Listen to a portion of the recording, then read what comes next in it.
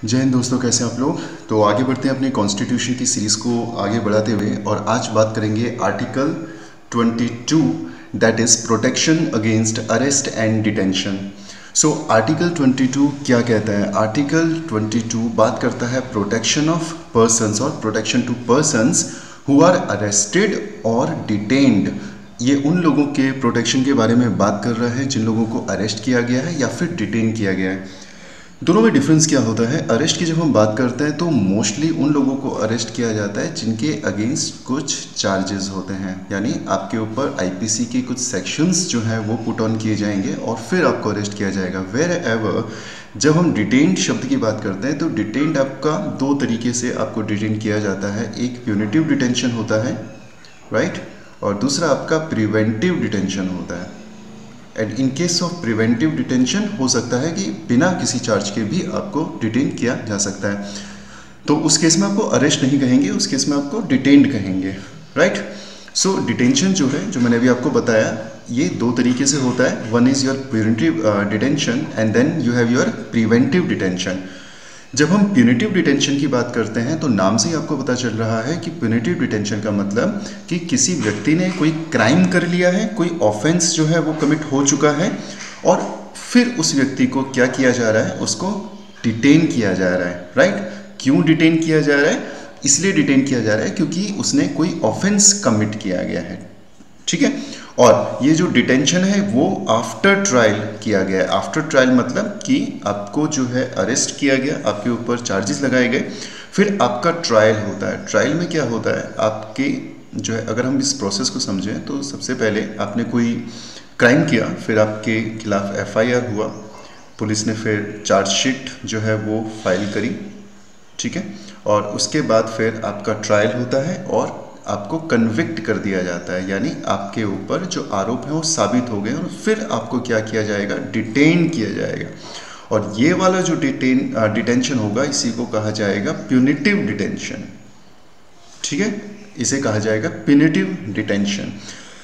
दूसरा होता है आपका प्रिवेंटिव डिटेंशन, और प्रिवेंटिव डिटेंशन की जब हम बात करते हैं तो यहाँ पर किसी व्यक्ति को गिरफ्तार किया जाता है विदाउट ट्रायल एंड कन्विक्शन, यानी आपको इसलिए डिटेन किया गया है, क्यों? क्योंकि आपको किसी क्राइम को करने से रोका जा रहा है। इसका मतलब कोई ट्रायल आपका नहीं हुआ है, आपको कन्विक्ट नहीं किया गया है, बट स्टिल आपको डिटेन कर दिया गया है। तो इस तरह के डिटेंशन को क्या कहा जाएगा? इसे कहा जाएगा प्रिवेंटिव डिटेंशन, ठीक है, राइट। सो इसका जो ऑब्जेक्टिव है that is not to punish you, but the objective of preventive detention कि आपको रोका जा सके from committing an offence in the near future, ठीक है। तो आपको इन नियर फ्यूचर कोई क्राइम करने से रोकने के लिए प्रिवेंटिव डिटेंशन का प्रावधान है, right.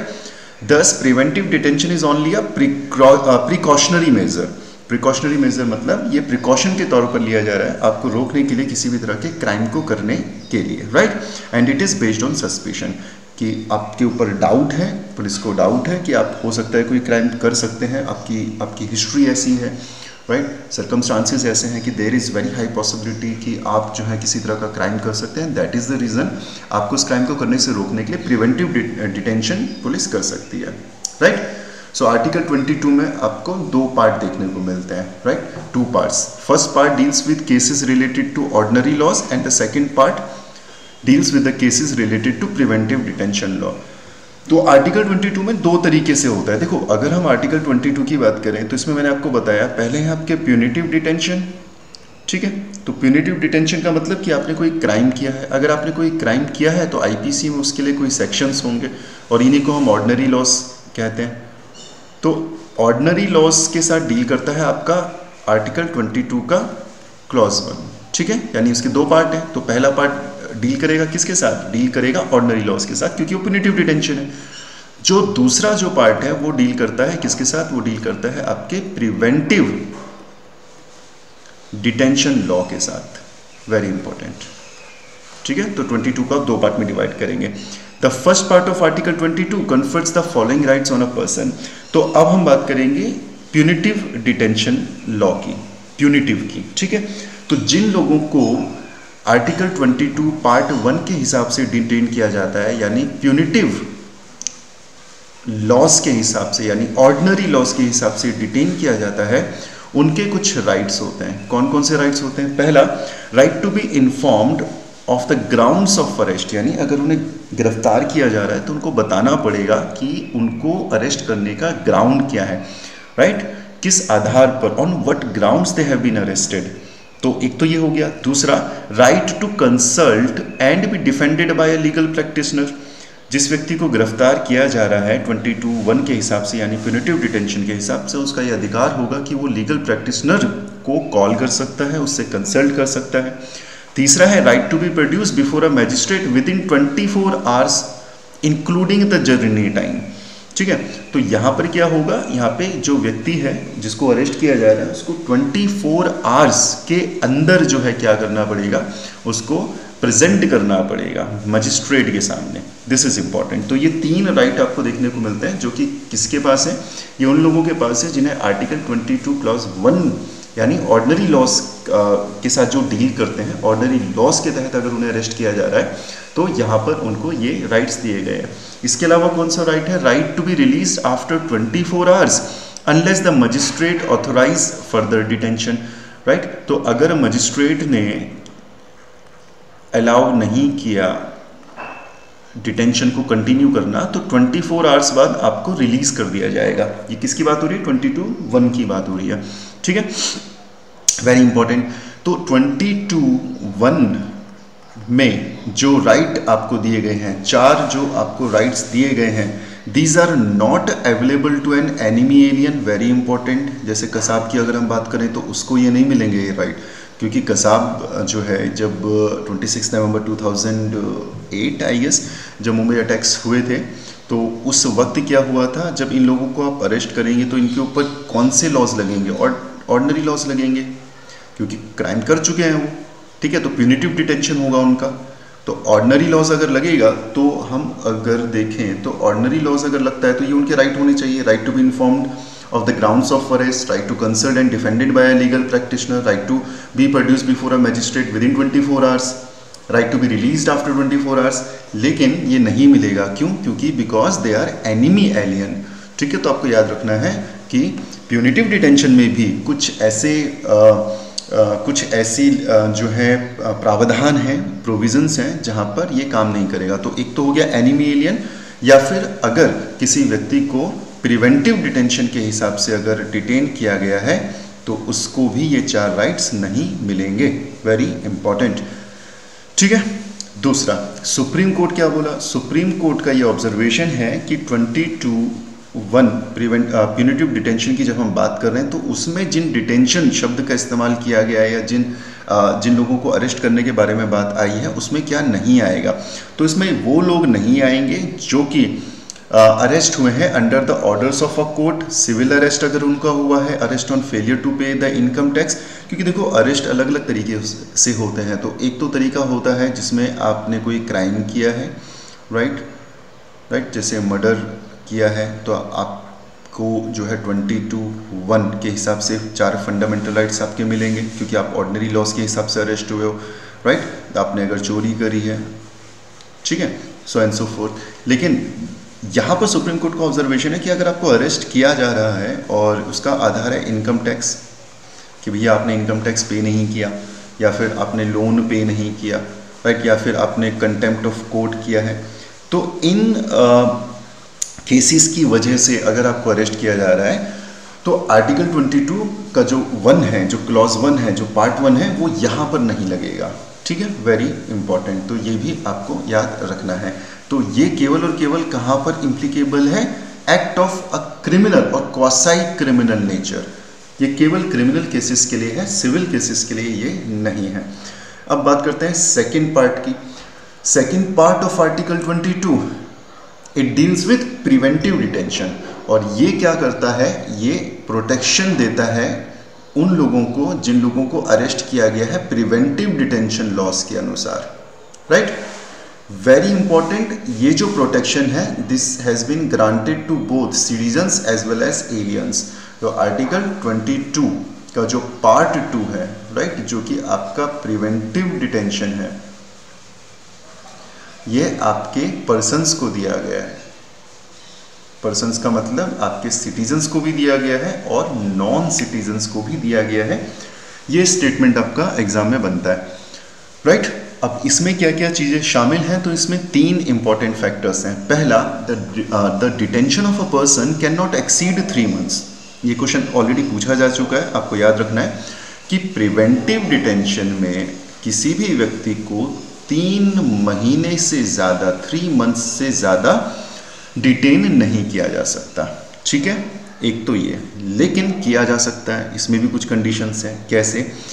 Unless N advisory board report sufficient causes for extended detention, ठीक है।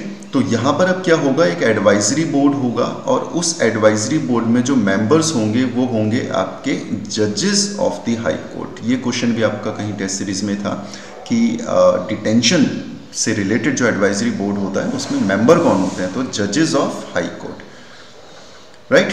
तो नॉर्मली किसी भी व्यक्ति को 3 महीने से ज़्यादा प्रिवेंटिव डिटेंशन में नहीं रखा जा सकता, लेकिन अगर एडवाइजरी बोर्ड रिकमेंड करता है कि इस पर्टिकुलर व्यक्ति को 3 महीने से ज़्यादा रखा जाना चाहिए, तो उस पर्टिकुलर केस में इसको एक्सटेंड किया जा सकता है, राइट।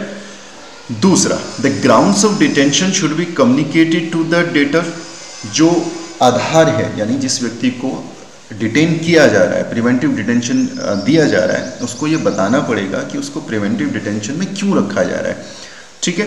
लेकिन बहुत डिटेल्स, बहुत ज़्यादा फैक्ट्स देने की ज़रूरत नहीं है। अगर ऐसा लगता है कि उनको फैक्ट्स देने से, उनको डिटेल करने से पब्लिक इंटरेस्ट वायलेट हो सकते हैं, तो उस पर्टिकुलर केस में चाहे तो उनको ना बताया जाए, यानी उनको वो फैक्ट्स डिस्क्लोज नहीं किए जाएंगे, ठीक। तीसरा इंपॉर्टेंट पॉइंट इसमें आपको देखने को मिलता है that the detainer should be afford an opportunity to make representation against the detention order. उनके पास ये अधिकार होगा कि जो उन्हें प्रिवेंटिव डिटेंशन में रखा जा रहा है तो उसके खिलाफ वो अपील कर सकते हैं। तो these are the 3 rights given to detenus जिनको प्रिवेंटिव डिटेंशन में रखा गया है, राइट। एक तो ये आपके लिए इम्पोर्टेंट हो जाता है। आगे बात करते हैं। आर्टिकल 22 जो है, आर्टिकल 22 ऑथोराइज करता है, यानी पावर देता है किसको, पार्लियामेंट को, कि वो क्या करेगा। तो पहला, the circumstances and the classes of cases in which a person can be detained for more than 3 months। तो अभी हमने देखा कि 3 महीने से ज़्यादा नहीं रखा जा सकता, ठीक है, लेकिन एडवाइजरी बोर्ड अगर चाहे तो रख सकता है। तीसरा, आर्टिकल 22 पार्लियामेंट को ये पावर देता है कि पार्लियामेंट अगर चाहे तो वो प्रोविजंस बना सकता है, पार्लियामेंट अगर चाहे तो वो ग्राउंड्स सेट कर सकता है जिन ग्राउंड्स पर किसी को भी 3 महीने से ज़्यादा प्रिवेंटिव डिटेंशन में रखा जा सकता है। तो it will be the authority of the parliament. ये पार्लियामेंट की अथॉरिटी होगी कि वो किसी व्यक्ति को 3 महीने से ज़्यादा अगर डिटेन करना चाहता है तो उसके ग्राउंड्स को वो और ज़्यादा एक्सप्लोर कर सकता है, ठीक है, इम्पॉर्टेंट। उसके बाद और क्या कहता है article 22, the maximum period for which a person can be detain in any classes of cases under a preventive detention law, ठीक है। मैक्सिमम पीरियड कितना हो सकता है, इसको कौन सेट कर सकता है, पार्लियामेंट। यानी एक तो वो ग्राउंड तैयार करेगी कि इन ग्राउंड पे 3 महीने से ज़्यादा किया जा सकता है, और अगर पार्लियामेंट चाहे तो मैक्सिमम पीरियड भी जो है डिसाइड कर सकती है। फॉर एग्जांपल 1 ईयर अगर पार्लियामेंट करना चाहे तो बिल्कुल कर सकती है। इसके अलावा the procedure to be followed by an advisory board in an inquiry. तो ये 3 काम दिए गए हैं पार्लियामेंट को आर्टिकल 20 के द्वारा, राइट। तीसरा काम ये है कि जो प्रोसीजर होगा, जो एडवाइजरी बोर्ड जिस प्रोसीजर को फॉलो करेगा वो प्रोसीजर भी पार्लियामेंट कानून बनाकर सेट करेगी। तो ये सारी पावर्स जो है ये पार्लियामेंट के पास है अकॉर्डिंग टू आर्टिकल 22, राइट। उसके बाद फिर एक अमेंडमेंट का जिक्र होता है इसमें, the 44th constitutional amendment act of 1978, और यहाँ पर क्या किया गया था, it reduced the period of detention without obtaining the opinion of an advisory board from 3 to 2 months। तो यहाँ पे क्या किया गया, 44th constitutional amendment act of 1978 आया, जनता पार्टी के द्वारा लाया गया था, और बिना एडवाइजरी बोर्ड के रिकमेंडेशन के या बिना उनके सजेशन के या बिना उनके ओपिनियन लिए जो 3 मंथ का जो डिटेंशन पीरियड था, प्रिवेंटिव डिटेंशन पीरियड था, उसको घटा के 2 महीने कर दिया गया, राइट। लेकिन इसको इम्प्लीमेंट नहीं किया गया, अभी भी ये इम्प्लीमेंट नहीं हुआ है, राइट। ये उन्होंने अमेंडमेंट में कर दिया। देखो, जब लेजिस्लेचर होता है ना आपका, जब कानून बनता है तो कानून बनने के बाद उसको एग्जीक्यूट करना ज़रूरी होता है। तो कानून बना लेकिन ये एग्जीक्यूट नहीं हुआ। ये वैसे ही जैसे एनजीसी है आपका, कानून तो बना लेकिन एग्जीक्यूट नहीं हुआ। तो अभी ये 44th अमेंडमेंट एक्ट में एडवाइजरी बोर्ड के रिकमेंडेशन के बिना, ओपिनियन के बिना इसको 3 से घटाकर 2 कर दिया गया था। लेकिन अगर आप अभी बात करें, प्रेजेंट की बात करें, तो आज भी इसको जो है 3 मंथ ही कंसीडर किया जाता है। तो कई बार इस तरह का कन्फ्यूज़न क्रिएट होता है कि अमेंडमेंट के हिसाब से, यानी लॉ के हिसाब से तो ये 2 महीने, लेकिन अगर हम एक्चुअल में बात करें तो ये 3 मंथ है। इसके पीछे एक रीज़न ये भी है कि ये जो घटाया गया था, जो रिड्यूस किया गया था 3 महीने से 2 महीने, यहाँ पर एडवाइजरी बोर्ड का कोई ओपिनियन नहीं लिया गया था। तो आपको याद ये रखना है कि 3 महीने होता है मैक्सिमम डिटेंशन पीरियड, ठीक है, इम्पॉर्टेंट। अब अगर हम बात करें कि ये जो प्रिवेंटिव डिटेंशन जो कानून है, प्रिवेंटिव डिटेंशन से रिलेटेड जो लॉ है, ये कौन सी लिस्ट में आएंगे, तो ये कॉन्करेंट लिस्ट में आते हैं। कॉन्करेंट लिस्ट का मतलब कि इसमें आपके लॉ स्टेट गवर्नमेंट भी बना सकती है और सेंटर गवर्नमेंट भी बना सकती है, यानी यूनियन गवर्नमेंट भी लॉ बना सकती है, ठीक है। तो पार्लियामेंट भी बनाएगा, यानी पार्लियामेंट भी लॉ बना सकता है प्रिवेंटिव डिटेंशन से रिलेटेड, और आपका स्टेट लेजिस्लेचर भी प्रिवेंटिव डिटेंशन से रिलेटेड कानून बना सकता है, राइट। लेकिन पार्लियामेंट की कुछ एक्सक्लूसिव पावर्स होंगी जहाँ पे स्टेट कानून नहीं बनाएगा, जहाँ पे केवल पार्लियामेंट कानून बना सकता है। कहाँ पर होगा, पहला आपको याद रखना है डिफेंस में। अगर डिफेंस से रिलेटेड कोई प्रिवेंटिव डिटेंशन का कानून बनाना है तो वो पार्लियामेंट बनाएगा। दूसरा फॉरेन अफेयर्स में, एंड तीसरा सिक्योरिटी ऑफ इंडिया। तो ये 3 एक्सक्लूसिव अथॉरिटीज़ हैं जो कि पार्लियामेंट को दी गई हैं, राइट। इसके अलावा अगर स्टेट से रिलेटेड मैटर है तो वहाँ पर प्रिवेंटिव डिटेंशन से जो रिलेटेड कानून होगा उसको स्टेट लेजिस्लेचर भी बना सकता है, ठीक है, ओके, ठीक। तो अब कुछ आपको प्रिवेंटिव डिटेंशन से रिलेटेड लॉज के बारे में बात करते हैं। ये सिर्फ आप पढ़ लेना, आपको याद रखने की ज़रूरत नहीं है। इसमें सिर्फ एक इंपॉर्टेंट है जो हम बाद में बात करेंगे। तो प्रिवेंटिव डिटेंशन से रिलेटेड कानून बनाए पार्लियामेंट ने। कौन कौन से? प्रिवेंटिव डिटेंशन एक्ट 1950, 1969 में जो एक्सपायर हो गया। Maintenance of internal security act Misa 1971, जिसको 1978 में रिपील कर दिया गया। ये बहुत इंटरेस्टिंग केस है। मीसा वाला जो है, ये कानून जब बना था तो इंदिरा गांधी के द्वारा इसको तैयार किया गया था, और जब नेशनल इमरजेंसी जब लगाई गई थी 75 की, 1975 की जो नेशनल इमरजेंसी जब लगी थी, तो आपको पता होगा बहुत सारे पॉलिटिकल लीडर्स को अरेस्ट कर दिया गया था, राइट। उन्हीं में से एक पॉलिटिकल लीडर्स थे लालू प्रसाद यादव, और उनके ऊपर जो केस लगा था, इनफैक्ट जो सबके ऊपर जो केस लगा था, चाहे वो अटल बिहारी वाजपेयी हो, चाहे नीतीश कुमार हो, चाहे लालू प्रसाद यादव हो, अरुण जेटली हो, इन सब के ऊपर जो केस हुआ था वो था मीसा, यानी maintenance of internal security act, MISA act of 1971। And Lalu Prasad Yadav ने फिर क्या किया था, जब इनकी बेटी हुई थी तो उसका नाम मीसा रखा था। तो ये नाम आपने कई बार सुना भी होगा, मीसा भारती। तो मीसा भारती का जो नाम है मीसा, वो इस कानून के तहत पड़ा था, राइट। तो it was a kind of agitation by Lalu Prasad Yadav, it was a symbolic agitation कि हम इसको रिजेक्ट करते हैं। उसके बाद फिर 77 में जनता पार्टी की सरकार आई थी और इन्होंने मीसा जो एक्ट था इसको रिपील कर दिया था, इसको हटा दिया था। उसके बाद है कॉफ़ी पोसा, conservation of foreign exchange and prevention of smuggling activities act, national security act, important national NASA security act जिसे कहा जाता है, prevention of black marketing and maintenance of supplies of essential commodities act, right. फिर ये important है, ये काफ़ी news में रहा था, terrorist and disruptive activities preventive act Tada. ये काफ़ी ज़्यादा पावर मिल गई थी पुलिस को इसमें, और कहा जाता है काफ़ी इसमें सही और गलत तरीके से इसका इस्तेमाल हुआ था टाडा का। इसको भी 1995 में रिपील कर दिया गया था because it was controversial. Prevention of illicit traffic in narcotic drugs and psychotropic substances act 1988। फिर ये आपने कई बार सुना होगा या पढ़ा होगा, द हिंदू में इसका भी जिक्र आपको देखने को मिलता है, प्रिवेंशन ऑफ टेररिज्म एक्ट पोटा 2002, जिसको रिपील कर दिया गया था 2004 में, ज़्यादा नहीं चला था, इसमें कुछ एनकाउंटर्स वगैरह किए गए थे इसी एक्ट का इस्तेमाल करके। ठीक है, unlawful activities prevention act UAPA, ये इंपॉर्टेंट है आपके लिए, 1967 में ये बना था और इसका कई बार जो है इसको अमेंड किया गया है। 2004 में अमेंडमेंट हुआ है, 2008 में हुआ है, 2012 में हुआ है और मोर रिसेंटली ये 2019 में हुआ था। तो अपने को जो इसमें पढ़ना है वो पढ़ना है UAPA अमेंडमेंट